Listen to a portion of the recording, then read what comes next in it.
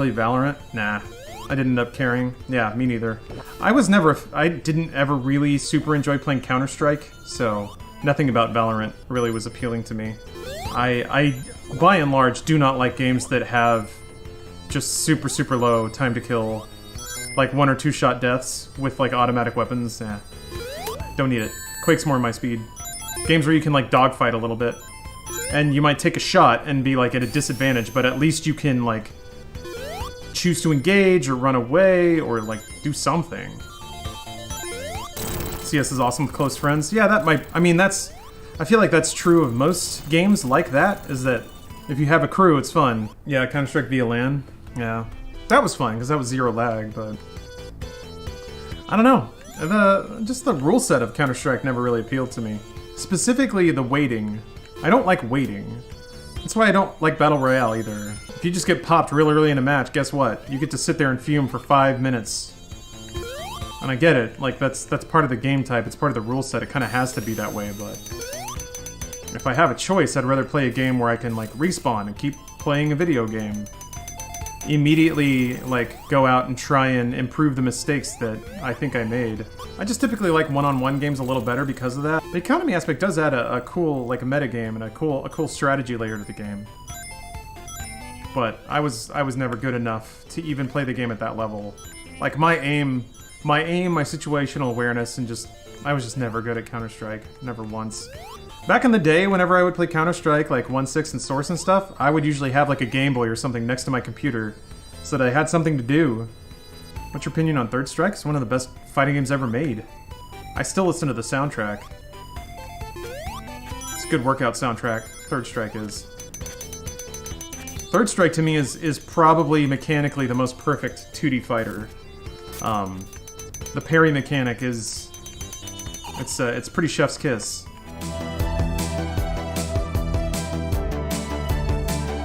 Kojima's still recharging after Death Stranding. Man, that man deserves a break. I think he wanted to take a break after Metal Gear Solid 2. I remember him saying in interviews, he's like, I want to stop. I've been making video games for so long. Please let me stop. Which makes me wonder, man, it makes me wonder if, like, maybe he was under some freaky employment contract at Konami and the only way he could get out is by just, like, sabotaging his own devs, so he spent years and years and years making 5 and like spending a lot of money so Konami would cut his ass loose. And like, he obviously had to strike a deal to make a new studio to keep his career alive, but maybe that was his like 5-year goal, is to get away from Konami, get an independent studio going. He had to make Death Stranding to just get some breathing room. I had nothing but bad work experiences from most legendary teams at Konami, like the Silent Hill team and Metal Gear team. Yeah, I don't know. There are plenty of reasons that the only things you hear would be negative. I'll say that. Like, and they're honestly, from my accounting, which is not exhaustive, really hasn't been that much. There was just that like rumors and chatters about Konami monitoring email and phone calls and stuff like that, which frankly is not that uncommon for a big corporation. But some of the stuff near the end of Kojima's work at Konami did sound pretty bad. Again, you're only hearing one side of it. If you're hearing people when they're at their lowest, there's going to be complaints. Nobody goes to the internet to say how great their experience is when it's good. Some people do, but it's pretty rare. How many times have you seen blue checkmarks tweeting about how great their airline travel was? Is it plot of 5 that Big Boss fakes his own death so that Kojima can fake the death of his career? If anyone on the planet would do something like that, it would be Kojima. At the same time, I feel like people will suggest these really compelling narratives without acknowledging that it would take years and years of constant work to just pull off like one little prank like that, or one little like cheeky little thing. And that's a lot of work for a thing. Like, you played it and it took you 1 weekend. That doesn't mean it took 1 weekend to make. So to suggest that somebody would spend 2 years working on this thinly suggestive allegory for their own career, that's a lot. That's a lot, especially when it's like, you're talking about millions and millions of dollars. I don't think that anyone is so conceited to like structure an entire game development cycle around themselves and their careers. Again though, If anyone would do it, it would probably be him, because he would find it funny. And it would be funny.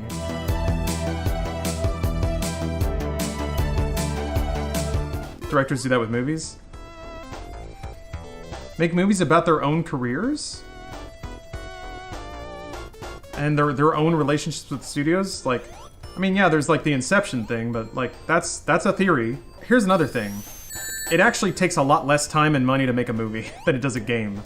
And I tend to think that the more time and money it takes to make something, the less whimsical and impulsive you can be with it, but it's possible. I'm not saying it's impossible.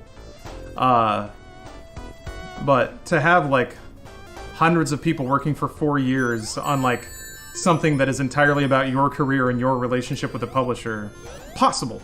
I just think it's not quite as feasible as people make it out to be, without considering all the, like, the actual money and time and collaboration that goes into game production. Kojima sees himself as a filmmaker first? I don't know that... Has he said that? A lot of people like to say that about him. I think he certainly loves cinematic flair. I don't know that he sees himself as a filmmaker.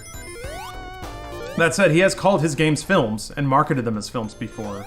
But his games have game design in them. They're not like David Cage joints. So whenever people like cheekily mock Kojima's cutscenes and stuff and call him a wannabe film director, I feel like that's not fair. Because he still makes games. He still makes video game games.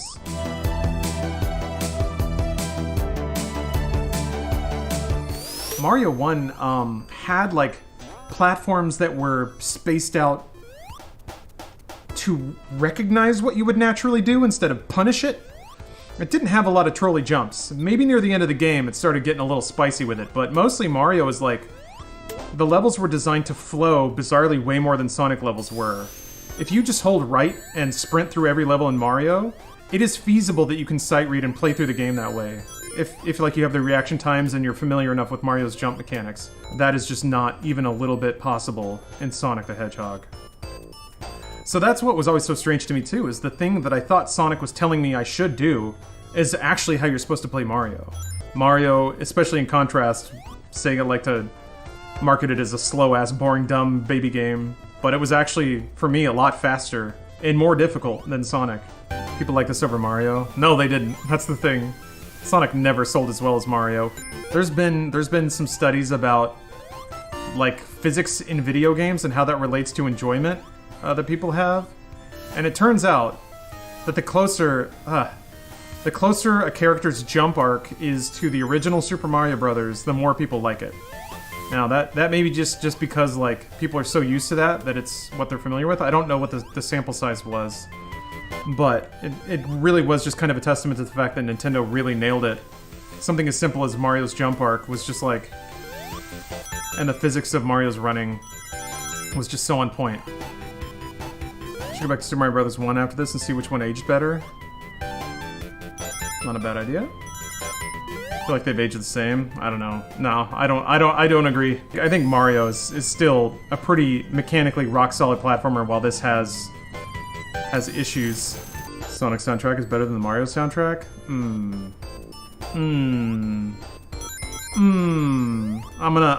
gonna disagree there.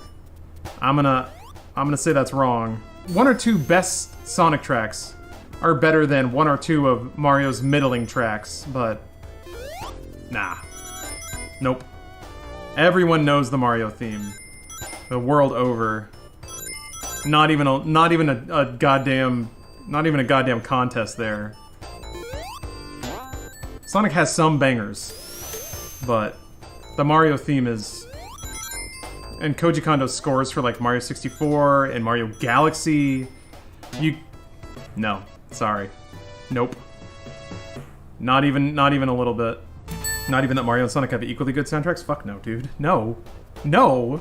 Absolutely not. Sonic has some good songs. Has a couple of really good songs. But Mario scores front to back are just like amazing compositions. There's really... No, you can't even make that comparison. Also, I'm pretty sure like that would just include like the classic Sonic games. There's been some good tracks. Like, do you really want to compare Sonic Adventure to Mario 64? Or I guess Sunshine even? You want to compare Sonic Heroes with Mario Galaxy and say that those games are equivalent in music? Really? Nah, man. Nope. Not happening. Not even a little. Also, come on. Are you really... Not to bring up old shit, but are you really going to tell me that this is like a Mario quality music track? It's okay. It's alright. I would never voluntarily listen to it, though.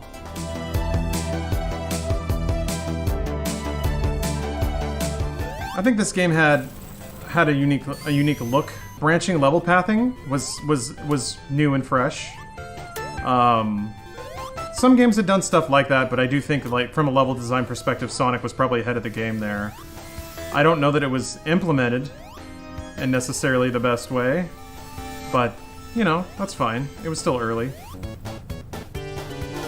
That's kind of, I guess that's kind of the weird thing is, like, the levels have branching paths, which is really cool. But then, also, the levels have a bunch of spikes or bottomless pits just off screen that you can't see. So, it's weird that, like, they incentivize exploration, but at the same time basically make it a 50-50 if they're gonna punish you for it or not. And you just have to kind of in your head keep a running tally of where the gotchas are.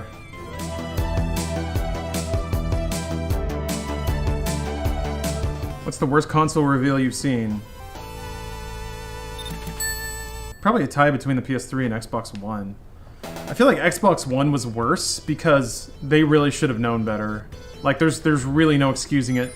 Sony, you can kind of get where they were at and the times and what they were trying to do, like...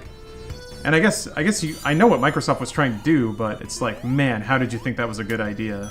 How did you think any of it was a good idea? If I've learned one thing, it's that white executives very rarely have to suffer any kind of consequences for bad decision making. I love that they showed you could watch Star Trek and buy tickets to see the next Star Trek at the same time. Yeah, like everything about it was so obviously geared towards marketers.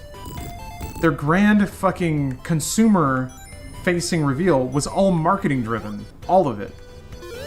I feel like that's... And I've seen it happen, is when companies forget who they're making products for.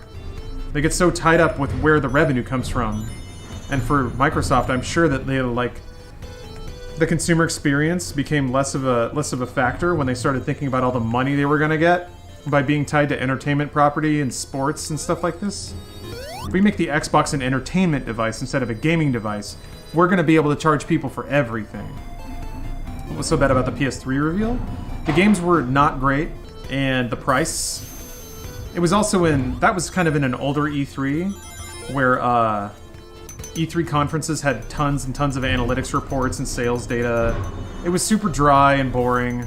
The conference itself was kind of awkward because of the games being shown. And then the price drop was a kind of a meme sensation. Just way too expensive for a lot of features nobody wanted. What exactly was the PS3 launch game? There wasn't one. There was not really a system seller on that system for a long time. It had like Ridge Racer, I think it had Virtua Fighter, Genji Days of the Blade. I'm trying to remember. The PS3 launch lineup was rancid. But then again, launch lineups always were back then. The PS2 didn't launch with anything worth playing either. OG Xbox had Halo, which is kind of the only... I feel like it's, again, one of the only reasons Halo got popular is because there just was nothing else to play on the Xbox for the longest time. Microsoft found a way to market a console to people who weren't necessarily tied to the Japanese side of it. PS3's exclusives, like, had Metal Gear Solid 4, Layer, Haze, Resistance, was pretty solid. I don't know. There weren't a whole lot of PS3 exclusives that were worth playing either. Final Fantasy 13, man.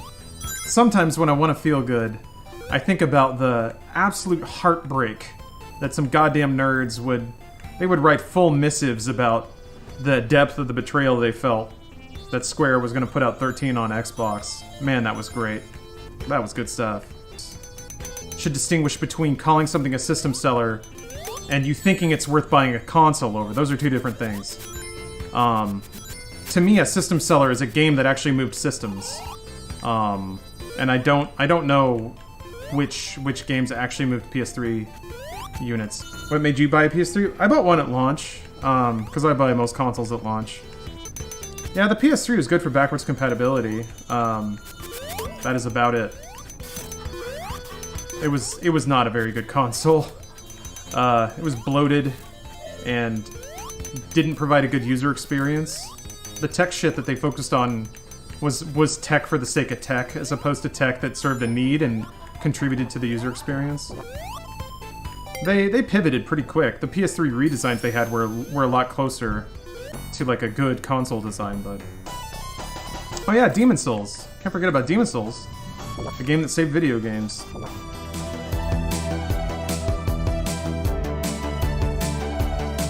I have not finished Last of Us Web Lizard. I'm not that motivated, to be honest. I'm not having that much fun when I play it, and I'm not really interested in the story either. Like, I don't really care about the characters, and I don't care about what happens to them, so... I'll get to it, but I'm not motivated to. I actually really like what they've done with the gameplay when they let me do it. When I'm not busy experiencing art. I'll probably be doing a review at some point, but like, of Last of Us, I mean, specifically. Once I finish the game, but I'm not in a rush. I really don't need to enter, like, the fucking internet space of opinion fights. I'll get there eventually. And I know that, like, no one's gonna care by the time I finish, but that's alright. Part of me doesn't want people to care. I don't need people to discuss or validate my opinions on things. And I also don't need the, like, YouTube clout or YouTube traffic, because it's not worth anything anyway. So, you know.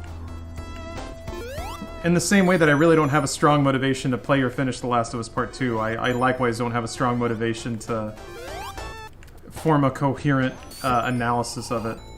But I will get there.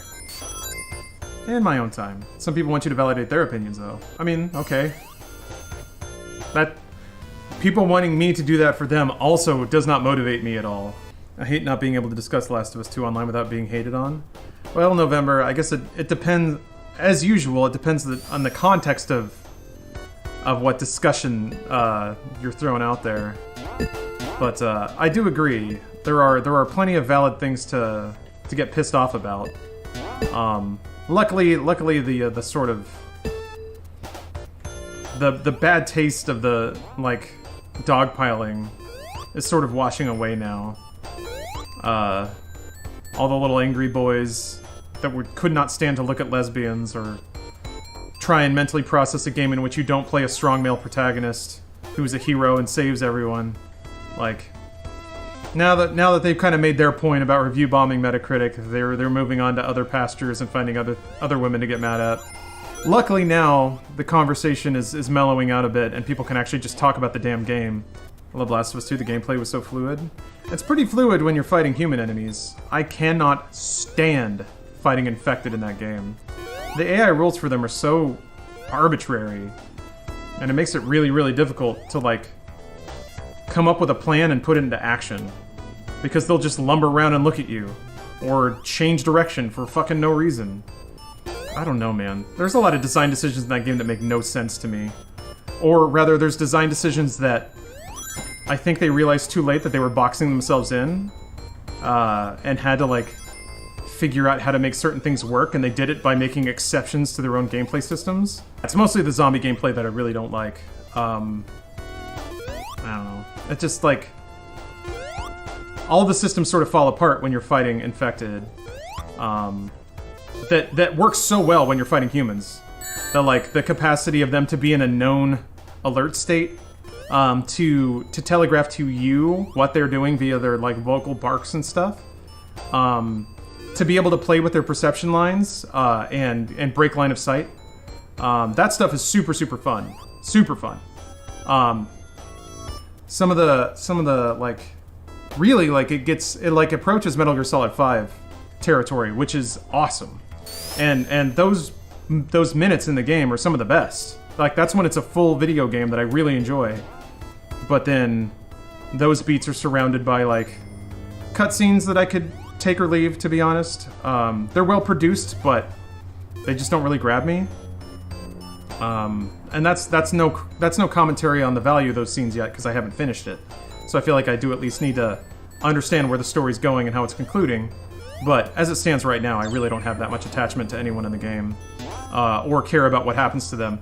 Like, that happened to me with, like, Game of Thrones and Breaking Bad and, like, shows that are just about bad people doing bad things. I'm like, I'm not rooting for anyone here, nor do I like them or care about what happens to them. So why am I watching? That's why I just kind of stopped. So I'm kind of in the same place with Last of Us. I'm like, I kind of don't care about any of these characters, because none of them represent anything to me.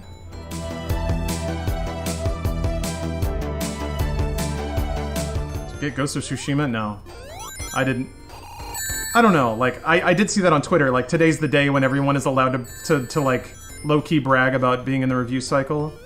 If I really wanted to, I could probably push my way into that stuff, but, again, I don't have any motivation to. You gotta do some schmoozing with PR, which I don't have a problem with, but then you have to produce media in a timely manner, and for me, like, that media... I don't know that PR people think that streaming at embargo is valuable, because everyone's going to do that anyway. So, you accept a review key in exchange for positive coverage. Or, well, coverage. I shouldn't say positive coverage, it's not assumed. But, and in my context, that would come in form of a YouTube review, which...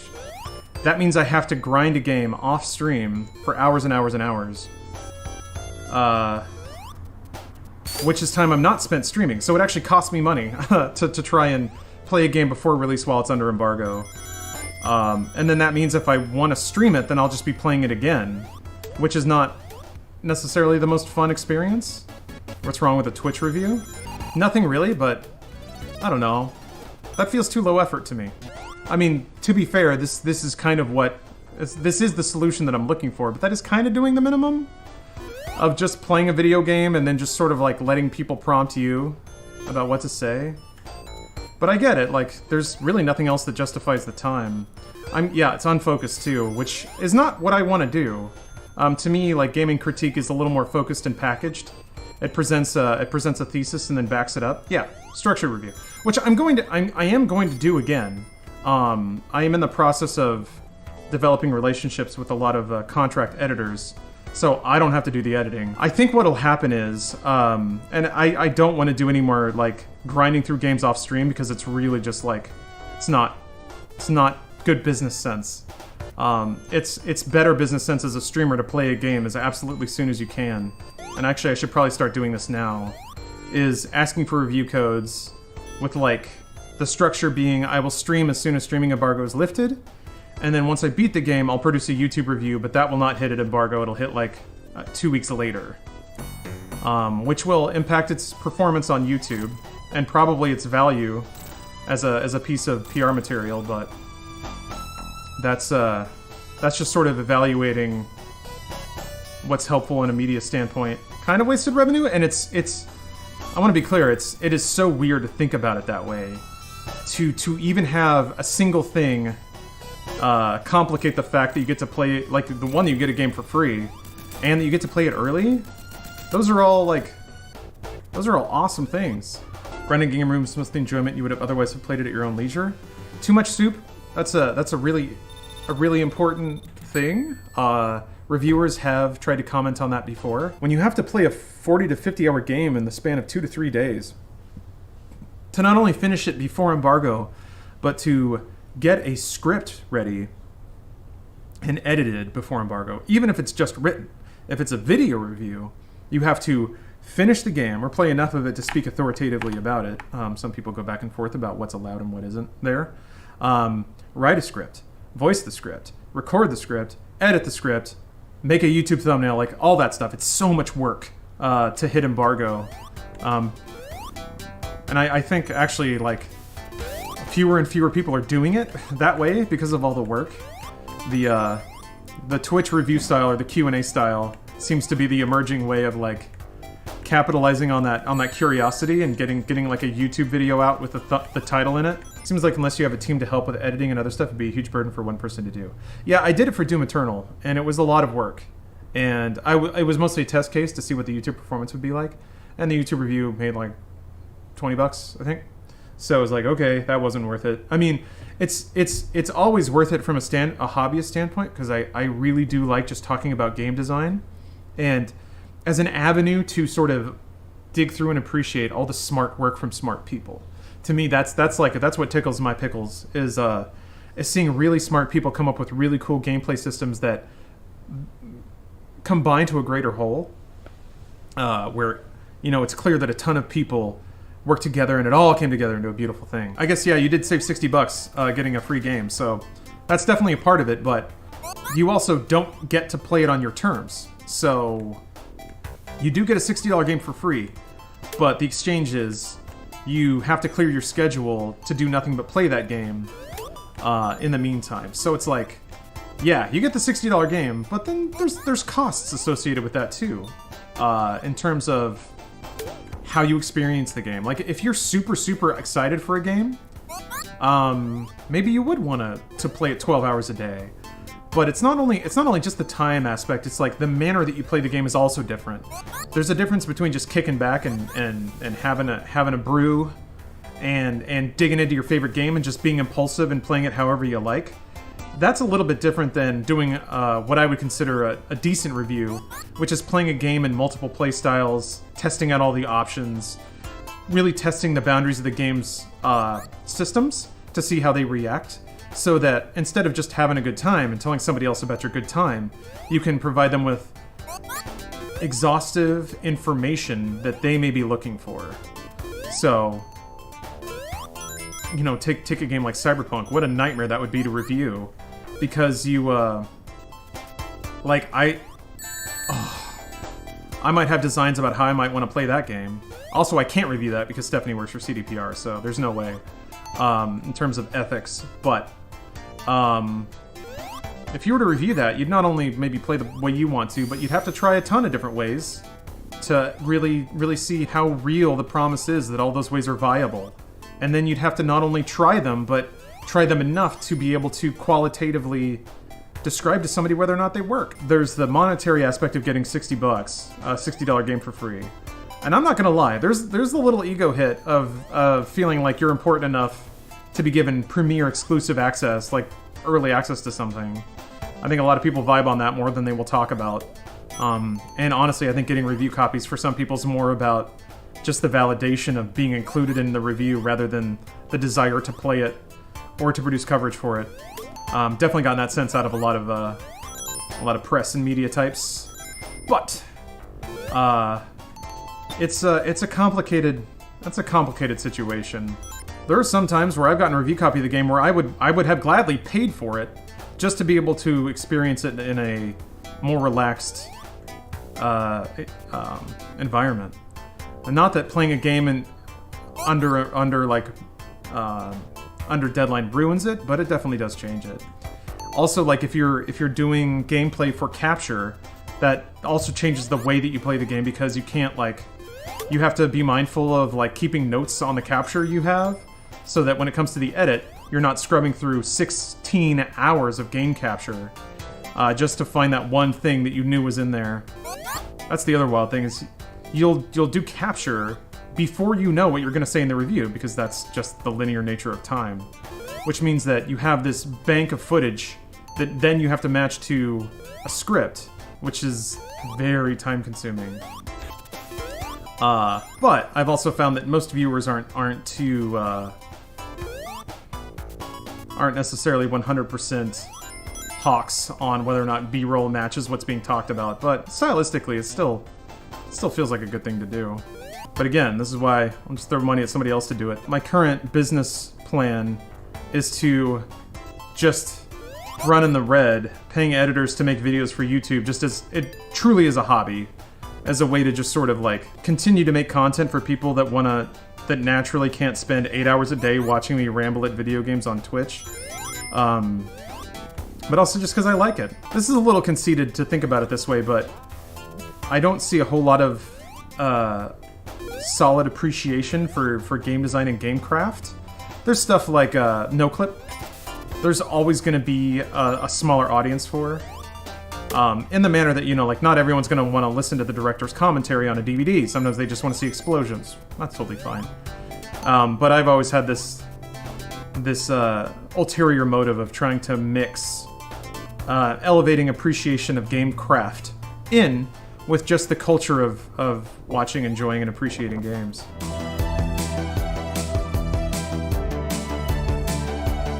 I've heard plenty of people say, like, I saw your videos on YouTube and came to Twitch, so yeah, that is a way that YouTube does benefit the business, but I have no way of tracking that. If I made like a 1 million view YouTube video and then suddenly I had a swell of viewership on Twitch, but I don't know that platform transition is necessarily that effective.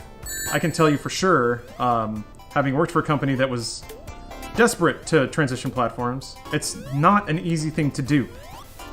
Because, wouldn't you know it, people go to YouTube because they want to watch 15 to 20 minute videos.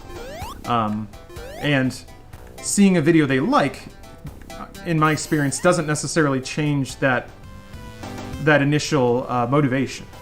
If somebody goes to YouTube because they want to watch 20-minute videos, they're not going to watch a video that, by and large, typically aren't going to watch a video that's so amazing they're like, yeah, I'll take 12 hours of that. I guess it's a good as an audience acquisition tool.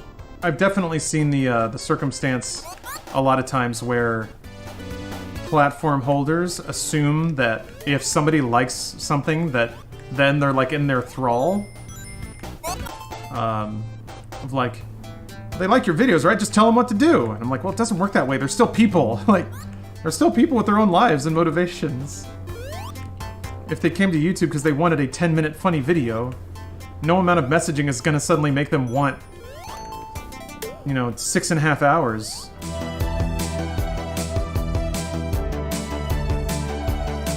Corp is probably the coolest looking opening hour, because you're like, if you're in a cyberpunk corporation, I mean, they're rich as hell. So you get all those cool, like, Blade Runner interiors of very rich office buildings, as opposed to, like, Street Kid, which I guess could also be cool, like neon and rain-drenched stuff. Nomad might be neat, because you get to see more of the setting outside of Night City. I can't imagine it's too much, though, if it's just for the prologue. Although, who knows, maybe in the game proper there's more reasons to leave Night City. Going back to the fucking impossibility of reviewing Cyberpunk, they basically have now said that there's 3 different explicit game-altering things that you do at the beginning of the game! So what are you supposed to do? Play through it 3 times? Or maybe, like, start each one and play through it 5 hours to get a sense of how different it actually is? Like, that's 15 hours! Just for review! Just to test one feature in the game. One of the, like, games were so much easier to review when it was like Sonic the Hedgehog, where, like, it may be difficult, but it's conceivable that you could beat it in a day. That was a lot of rambling.